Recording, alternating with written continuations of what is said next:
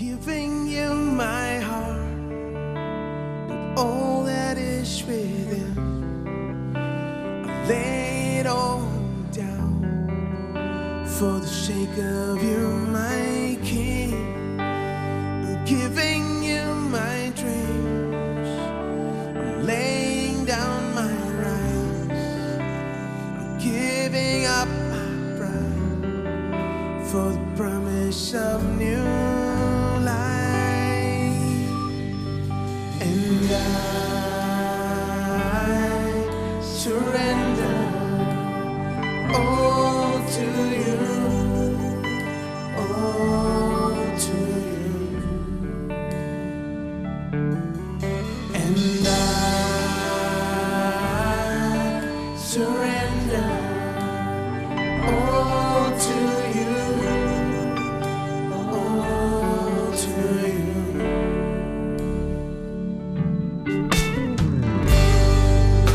I'm singing you this song, waiting at the cross, and all the world owes you. I count it all as lost for the sake of knowing you, the glory of your name, to know the lasting joy in sharing in your pain. And I surrender all to you, all to you. And I surrender all to you, all to you.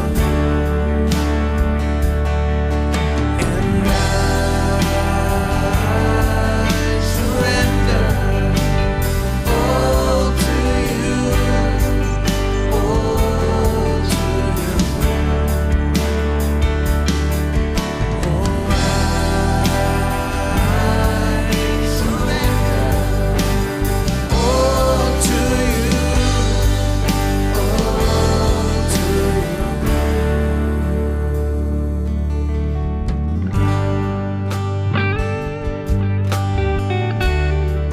Lord, help us to surrender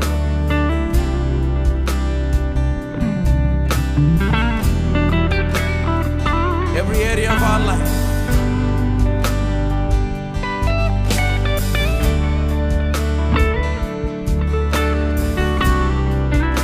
Show us, Lord, where we need to surrender.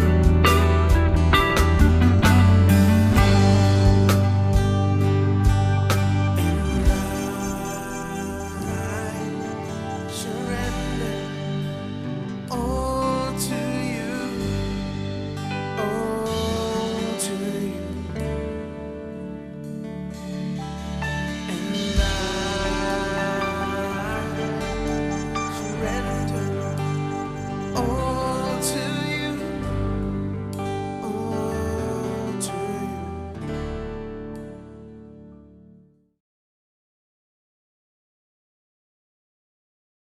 परमेश्वर को आपके मुंह की जरूरत है।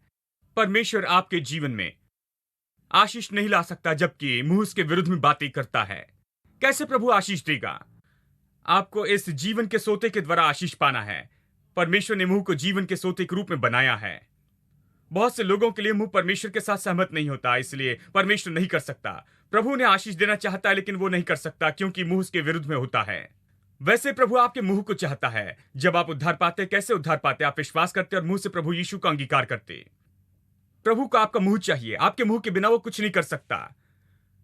उसी तरह से शैतान को भी आपका मुंह चाहिए।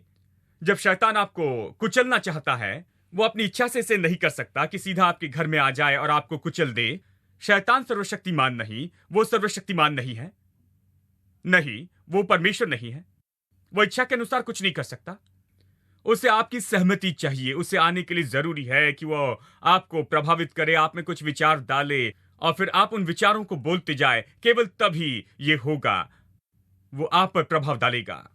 इसलिए शैतान को आपकी सहमति चाहिए। परमेश्वर सर्वशक्तिमान प्रभु है, वो चाहता है वैसे कर सकता, परंतु बात यह है उसने आपको अपने स्वरूप समानता में बनाया, इसलिए आदर करता है। वो आपको छोड़कर कुछ नहीं करेगा। उसने आपको अपने जैसे बनाया है, इसलिए वो आपके सहयोग की राह देखता है। वो भीतर आने से पहले दरवाजा खटखटाता है। हालांकि वो सर्वशक्तिमान है, वो जैसे चाहे कर सकता।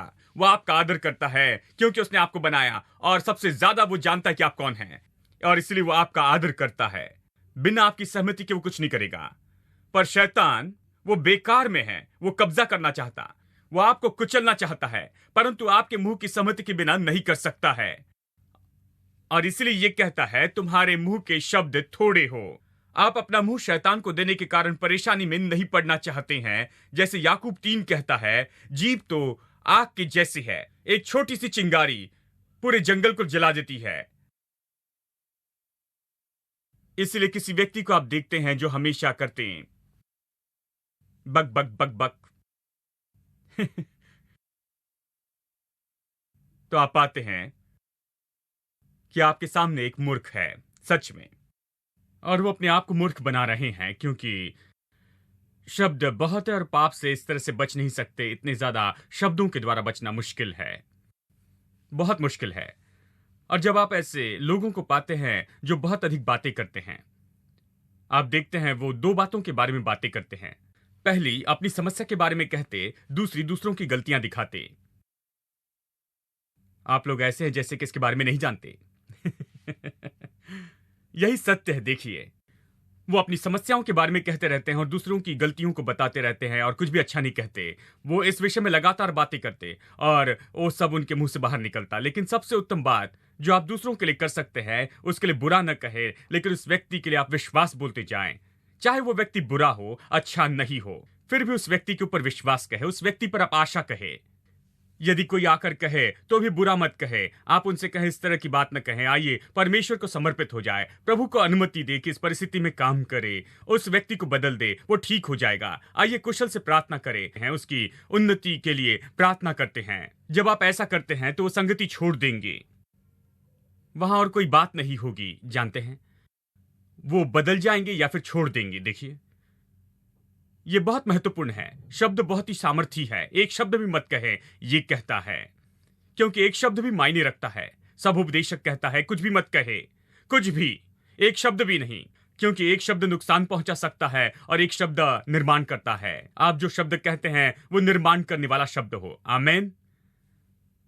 आइए अध्याय 12 देखते हैं, नीति वचन अध्याय 12। मैं केवल इन वचनों को दे रहा हूं कि आपको बताऊं कि आपके शब्द कितने महत्वपूर्ण हैं। मैं परमेश्वर के वचन के बारे में नहीं कह रहा, आपके शब्द के बारे में कह रहा जो आपके मुंह से आते हैं। अध्याय 12 वचन 6, दुष्टों की बातचीत हत्या करने के लिए होती है, परंतु सीधे लोग अपने मुंह की बात के द्वारा छुड़ाते हैं। कितने लोग विश्वास करते हैं शब्द छुटकारा ला सकते? हेलो, छुटकारा शब्दों में है। चलिए उन सभी को बताऊं जो छुटकारे की सभा में जाते हैं और फिर भी कुछ नहीं पाते हैं। छुटकारा कहां है? छुटकारा आपके मुंह में है। यह सच में कहता है सीधे लोग अपने मुंह की बात के द्वारा छुड़ाने वाले होते हैं। क्या हम मुंह के द्वारा छुड़ाए जा सकते हैं? क्या मुंह छुटकारा ला सकता है? क्या मुंह पाप से छुटकारा ला सकता है? क्या मुंह बुरी आदतों से छुटकारा ला सकता है? क्या मुंह बुरे कामों से छुटकारा ला सकता है? क्या मुंह हमें जो आवश्यक है वो छुटकारा ला सकता है? मैं आपको बताऊं दोस्तों, मुंह तो छुटकारे का स्रोत है। परमेश्वर ने इसे ऐसे ठहराया। लेकिन लोग हर जगह जाकर छुटकारा ढूंढते हैं। छुटकारा उनके मुंह में है। यदि वो अपने शब्दों की सामर्थ को समझे तो वह ऐसे स्वतंत्र हो सकते हैं। अध्याय 12 वचन 14, सज्जन अपने वचन के फल के द्वारा भलाई से तृप्त होता है। चलिए एक और अनुवाद देखें, मोफेट्स, बहुत से लोगों का पसंदीदा अनुवाद है। यह इस तरह कहता है, एक मनुष्य अपने सभी शब्दों के परिणाम को पाता है। शब्दों के परिणाम पाता है। एक शब्द भी व्यर्थ नहीं होता। जो भी आप कहते हैं आप उसे काटेंगे, क्योंकि शब्द बीज के जैसे है, वो आपके पास वापस आता। यह व्यर्थ नहीं जाता, यह कुछ उत्पन्न करता। यही बात है, वचन उत्पन्न करते हैं। यह वापस आता है और वापस आता है और काटता है जो कुछ आप कहते हैं। अध्याय 12 वचन 18, ऐसे लोग हैं जिनका विचार का बोलना तलवार के समान चुभता है, ऐसे लोगों को आपने देखा है? लोग ऐसी बातें करते हैं जैसे तलवार के जैसे चुभाते हैं, परंतु बुद्धिमान के बोलने से लोग चंगे होते हैं। तंदुरुस्ती मुंह से आती है, विश्वास करेंगे आप? हमने देखा छुटकारा मुंह से आता है। हमने देखा कैसे आप अपने मुंह के द्वारा फंस जाते हैं, मुंह के द्वारा पकड़े जाते हैं। हमने देखा कैसे मुंह जीवन का सोता हो सकता है। और यहां यह कहता है शब्दों से चंगाई आती है। हाँ? बुद्धिमान की जीभ में तंदुरुस्ती है। चंगाई बहुत दूर नहीं है, आपके मुंह में है। परमेश्वर बहुत अच्छा है, उसने चंगाई आपके मुंह में रखा है। दूसरा अनुवाद कहता है कुछ लोग जख्म देते हैं जैसे वो तलवार के समान बोलते हैं, परंतु बुद्धिमान की जीभ चंगाई है। यह ऐसा नहीं कहता कि बुद्धिमान की जीभ चंगाई के समान है, यह कहता है बुद्धिमान की जीभ चंगा करती है। जीभ चंगाई का एजेंट है। क्या आप यह विश्वास करेंगे? जीभ, इसका मतलब वचन या शब्द गोली या इंजेक्शन के समान हो सकते हैं। जब आप डॉक्टर के पास जाते हैं, डॉक्टर गोलियां देते हैं सुबह, दोपहर और शाम। लोग सचेत होते हैं, उसे सामने रखते हैं। उनके पास एक छोटी चीज है, ये खरीदते हैं सुबह, दोपहर, शाम, खाने के पहले, खाने के दौरान, खाने के बाद, जानते हैं। तुरंत दोपहर के भोजन के बाद लेते हैं, जानते हैं। भोजन के साथ रखते हैं। डॉक्टर ने दिए निर्देश का पालन करते हैं बहुत सावधानी से। अच्छा है, क्योंकि डॉक्टर ने कुछ निर्देश दिए जो आपके लिए भले हैं। आपको उनका अनुकरण करना है, परंतु परमेश्वर के वचन का अनुकरण करना अधिक महत्वपूर्ण है, क्योंकि परमेश्वर का वचन चंगाई का मूल स्रोत है। दोस्तों, आपको प्रभु का वचन गोली के समान लेना जरूरी है, एक इंजेक्शन के समान। यह काम करता है जैसे गोली और इंजेक्शन। यह आपके अंदर में जाता है, औषधि और गोलियों जैसे काम करता है। ये आपके खून में जाता है और खून में पहुंचाता है, आपकी देह में काम करना शुरू करता है, बदलना शुरू कर देता है और धीरे धीरे तंदुरुस्ती लाता है। उसी तरह से वचन ये सामर्थ्य है, ये छेदता है आपकी आत्मा, प्राण और आपकी देह को भी ये कार्य करना शुरू कर देता है। देखिए, संसार के लोग हमारे शब्दों की सामर्थ्य को समझते हैं। मुझे याद है बहुत साल पहले, शायद 20 साल पहले सोचता हूं, मुझे याद है अचानक उन्होंने ऐसा कहना शुरू किया, कैसे अपने पौधों से बात कर सकते और फूलों से। क्या यह अजीब नहीं? मैंने टीवी प्रोग्राम देखा, मैं कभी नहीं भूलूंगा। एक बहन वहां पर थी, सुंदर बगीचे में फूलों से बातें कर रही थी। वो, तुम कितने सुंदर हो, कितने सुंदर ये दिखते हैं, वो कितने सुंदर हैं। हर एक पौधे से बातें करती है। बता रही थी कि कैसे प्रतिदिन हर एक पौधे से बात करने में कितना समय लगता है। उनसे बातें करती जाती है और उनके विषय में बड़ा प्रोग्राम राष्ट्रीय दूरदर्शन पर दिखाया गया। मैंने दूसरे देश में से देखा। उन्होंने इसके विषय में दिखाया कि कैसे इस महिला ने वास्तव में विश्वास किया, ढूंढ कर निकाला कि ये पौधे बेहतर बनते हैं यदि आप उनसे बातें करते। परंतु बात यह है कि 2000 साल पहले यीशु ने पेड़ से कहा। यदि आप बाइबल को पढ़े तो इसे समझ सकते हैं। 2000 साल पहले वो पेड़ से कहता है और पेड़ सूख जाता है। आप पेड़ से कह सकते हैं वो अच्छा बन सकता है। आप पेड़ से कहते और वो सूख सकता है। आप पेड़ से बातें कर सकते हैं, आप पेड़ से कह सकते हैं। परंतु जब यीशु पेड़ से बातें करता है तो इसके बारे में वो कहते हैं, ओ ठीक है, वो तो अजीब सी बात है, पेड़ से बातें करता, मेरे प्रभु कौन इसे करेगा। वे इस प्रकार की बातें करते। परंतु जब वो महिला स्पष्ट करती है कि कैसे पेड़ से बातें करते हैं, हर कोई कैमरा लेकर फिल्मिंग करता है। पेड़ से बातें कीजिए, इसे देखो, वो अपने पेड़ से और फूलों से बातें करती है और ये सब कुछ, जैसे कि पेड़ महत्वपूर्ण है। मैं उस महिला से पूछना चाहता हूं, क्या आप अपने बच्चों से बातें करती हैं? क्या पति से ऐसी बातें करती हैं? पति के विषय नहीं। पति से यदि आप उसकी परिस्थिति में बातें करें, उसकी समस्या से बातें करें, यह बहुत अद्भुत बात है कि वो सुंदर बगीचा है, जीवन बगीचे के जैसे है। आप अपने बगीचे को बहुत ही सुंदर बना सकते हैं। देखिए, आप बहुत कुछ सीखे, अच्छी बात है। आप बहुत ही अच्छे हो गए हैं, बहुत ही आधुनिक हो गए इन दिनों में। पेड़ों से बातें करते हैं, सुंदर फूलों से बातें करते हैं, इन बातों को इतना महत्व देते हैं। परंतु हमारा जीवन इन चीजों से भी अधिक कीमती है मेरे दोस्तों। क्या आप अपने शरीर से बातें करते हैं? क्या आप अपने दिमाग से बातें करते हैं? क्या आप अपने आप से बातें करते हैं? क्या आप अपनी परिस्थिति से बातें करते हैं? क्या आप अपने बच्चों से बातें करते हैं? अपने परिवार से बातें करते हैं? अपने कारोबार से बातें करते हैं? क्या आप हाथों के कामों से बातें करते हैं? क्यों नहीं? यही तो वो सिद्धांत है। आप सोचते हैं आपका कारोबार, आपकी दुकान, आपकी बिक्री और सब कुछ बेहतर नहीं करेंगे यदि आप उससे बातें करते हैं? हेलो? परंतु वो कहते ठीक है, ये नमूना मूर्खता का है। कैसे हुआ? आप पेड़ से बात कर सकते हैं, मैं कारोबार से बात नहीं कर सकता। आप फूल से बात कर सकते हैं और मैं शरीर से बात नहीं कर सकता हूं। मेरा शरीर अधिक महत्वपूर्ण है, मानवीय शरीर, क्यों नहीं? हाँ, हेलो, क्या आप यहां हैं? हम पौधों से अच्छी बातें करते हैं ताकि पौधे अच्छे हो जाएं, लेकिन जब घर में आते हैं तो घर में गलत बातें करते हैं, हमारे बच्चों से, अपनी पत्नी से, अपने पति से, हर कोई जो सामने आते हैं, जानते हैं। और फिर हम सोचते हैं हम बहुत आधुनिक हैं, हम सच में कहीं जा रहे हैं ज्ञान में। परंतु सच में मेरे दोस्तों, बाइबल इन सब बातों के बारे में बहुत आगे है। बाइबल आपको बताती है हजारों साल पहले कि ये कैसे होता है। ये लोग अभी इसे खोज रहे हैं, धीरे धीरे पकड़ रहे हैं और निश्चित रूप में, पर ये थोड़ा सा बाहर जा रहे हैं। परंतु मैं आपको बताऊं, आपको बताने के लिए बाइबल में बहुत कुछ है। मैंने एक बहन के बारे में सुना, उन्होंने अपने पड़ोसी के कुत्ते का नाम यापी डूडल रखा क्योंकि वो हमेशा भौंकता था। उसने अपने कुत्ते का नाम तो बहुत ही अच्छा नाम रखा, सुंदर नाम रखा, हमेशा उससे अच्छे से बातें करती थी, सुंदर बातें करती थी। परंतु बगल वाले कुत्ते को यापी डूडल कहती थी क्योंकि वो हमेशा भौंकता था। और जितना ज्यादा उसे वो यापी डूडल कहती, वो उतना ही भौंकता था। और जब वो कार से बाहर निकलकर घर में जाती तो कुत्ता दौड़ते हुए आता, वहां पर खड़े होता और याप याप याप याप करता, बस चिल्लाते रहता। आखिर में पति ने उसे देखा और कहा, तुमने कुत्ते को मौका नहीं दिया, बस उसका नाम रख दिया यापी डूडल।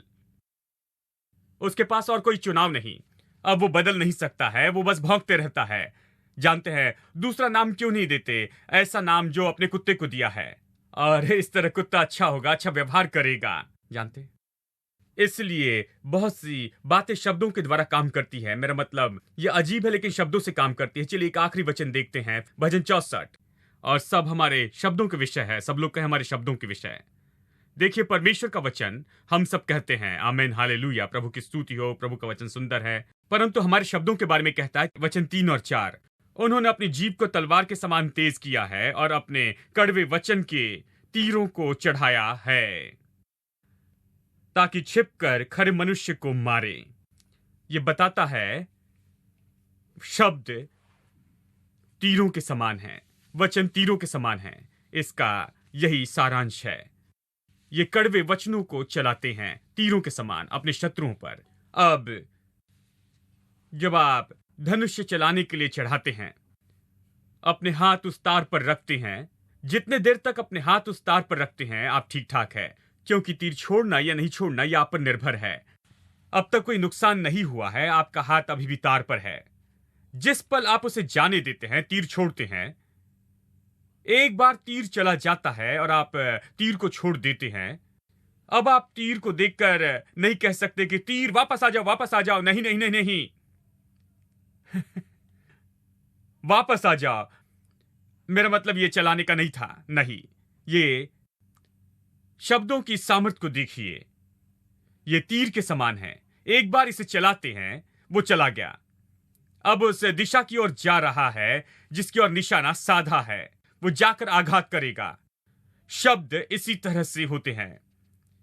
एक बार आप इसे छोड़ते हैं, जितनी देर तक आपका हाथ तीर पर बना है, जितनी देर तक आप अपना हाथ अपने मुंह पर रखते हैं, सब ठीक है इसलिए बाइबल कहती है अपने मुंह को बंद करें। मैंने इसे नहीं कहा बाइबल ऐसा कहती है, जो अपना मुंह बंद रखता है वो बुद्धिमान है, क्योंकि वो समझता है यदि वो शब्दों को छोड़ता है तो उतना ही, वो उसे वापस नहीं ले सकता। अब लोग कहते हैं वो बुरे शब्दों को आसानी से वापस ले सकते हैं क्योंकि वो वचनों की सामर्थ्य को नहीं जानते हैं। एक बार उसे छोड़ देते हैं तो वो वापस आने वाला नहीं है, वो अपनी दिशा नहीं बदलेगा। एक बार उसे छोड़ देते हैं, छोड़ने के पहले दिशा को निश्चित कर ले, निश्चित बातों का निशाना लगाए, और एक बार निशाना लगाए और छोड़ दिया तो दिशा नहीं बदल सकते हैं, उसके दिशा को नहीं बदल सकते, आप वापस नहीं बुला सकते, पछतावा नहीं कर सकते, क्योंकि ये जानकर नुकसान पहुंचाएगा। कितना सामर्थ्य है। ये चला गया। शब्द उसी तरह से जब तक आप उसे दिमाग में सोचते हैं, उसे नहीं छोड़ते हैं, वो तीर के समान ही होता है, चलाए जाने के लिए तैयार होता है। अभी तक उसका हाथ उस तीर पर है, नियंत्रण में है। परंतु एक बार उसे छोड़ देते हैं तो वो जाता है, अपनी निशानी की ओर आगे बढ़ता है, अच्छे के लिए या फिर बुरे के लिए। और तब क्योंकि आप ही जिसने निशाना लगाया है और आपने इसे चलाया है, आप जिम्मेदार होते हैं। आप बदल नहीं सकते। सामर्थ्य है। आप नहीं सुनेंगे कि कोई इस तरह से कहता है, बाइबल कहती ये तीर के समान है। आपके मुंह से क्या बाहर आता है इसके बारे में सावधान रहें, क्योंकि बाइबल कहती ये तीर के जैसे आता है। बहुत से परिवार नाश हुए इन तीरों के कारण ही, जो कि मुंह से छोड़े गए थे। बहुत से विवाह नाश हुए हैं क्योंकि उन्होंने शब्दों को छोड़ा था। वो शब्द चले गए और सब कुछ बर्बाद कर दिया। बहुत से संबंध नाश किए गए क्योंकि ये तीर जैसे छोड़े गए थे। नहीं छोड़ना चाहिए था, अब इसे बेकार नहीं कर सकते हैं, क्योंकि हमने कभी अपने खुद के शब्दों की सामर्थ्य के बारे में नहीं समझा है। हमने सोचा प्रभु का वचन महत्वपूर्ण है, बहुत अच्छा है, लेकिन हमारे शब्द हमें फंसाते हैं। हमारे शब्द ही हमें परेशानी में डालते हैं, हमें पकड़ लेते हैं। हमारे शब्द ही जो तीर के समान काम करते हैं, बुराई और नुकसान करते हैं। कल्पना कीजिए यदि मैं यहां पर आऊं। कई बार प्रचारक के साथ ऐसा होता है, वो यहां पर आते हैं, कुछ लोगों पर बहुत ही गुस्सा करते हैं। क्या आपने कभी ऐसा देखा है? और वो अपने तीर अच्छे से चला सकते हैं क्योंकि सब लोग वहां पर बैठे हैं उस जगह, और वो उन पर निशाना लगाते हैं। जो कुछ भी मुंह में आता है बोलते हैं, और कई बार ये कहते हुए समाप्त करते और फिर आंखें खोल के लोगों को देखते हैं। तीर तो छोड़ दिए गए हैं, वहां पर बैठे हैं। तब वो पछताते हैं ऐसा कहने के लिए। ऐसा नहीं कहना चाहिए था, परंतु कह दिया, अब वापस नहीं ले सकते। यह भयानक है। बहुत से लोग जख्मी होते हैं और दूसरों को जख्मी छोड़ देते हैं शब्दों के कारण ही। शब्द तीर के जैसे है, उन्हें छेद देते। देखिए, कुछ लोग बहुत दूर रहते हैं, वह आकर शब्द नहीं कह सकते हैं तो डाक से भेजते। कई बार ऐसे तीर हम प्राप्त करते हैं डाक से। डाकी आकर उन्हें छोड़ जाता है, परंतु बात यह है कि भला व्यक्ति नहीं जानता, लेकिन शैतान जानता है। जब आप हजार समस्या के साथ में सामना करते हैं, इन बातों के विषय में सोचते रहते हैं और इस पर काम करते रहते हैं और जानते हैं, और आपके पास सामना करने के लिए बहुत कुछ है। शैतान जानता है, पूरी तरह से काम में लाता है इस तरह के पत्र। वहां एक पत्र आता है और आपके लिए वो पत्र है, वो कहते हैं, और आप इसे खोलते हैं और पूरे बुरे शब्द लिखे हैं। आप क्या सोचते हैं कि आप कौन हैं? आप एक दिन नरक में चले जाएंगे।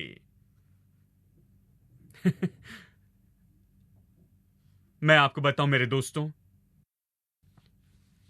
हमारे मन में हम निर्णय ले ले कि हम पीठ में छुरा भौंकने वाले नहीं होंगे, छेदने वाले, चोट पहुंचाने वाले।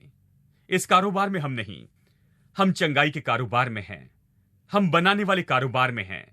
हमारे वचन निश्चित तौर से महत्वपूर्ण हैं। हर एक शब्द जो हम बोलते हैं बिल्कुल महत्वपूर्ण है, क्योंकि या तो एक निर्माण करेंगे या नष्ट करेंगे, या बनाएंगे या फिर नाश कर देंगे, पूरी तरह से खत्म कर देंगे। आपके शब्द महत्वपूर्ण हैं। जब आप अपने शब्दों की सामर्थ्य को जानते हैं तो शब्दों का उद्देश्यपूर्ण उपयोग करते जाएंगे। तब आप देखेंगे विश्वास काम करता है। पहाड़ भी हटा सकता है और समुद्र में उसे फेंका जा सकता है, कुछ नहीं, क्योंकि आपने अपने शब्दों की सामर्थ्य को जाना है। These are the days of Elijah, bearing the word of the Lord. These are the days of the servant Moses, righteousness being restored. These are days of great triumphs, famine and darkness and sword. Still a voice in the desert crying, prepare ye the way of the Lord. Behold, he comes, riding on clouds, shining like sun. At the trumpet calls, lift your voice, it's the year of Jubilee. Now the Zion's hill, salvation comes.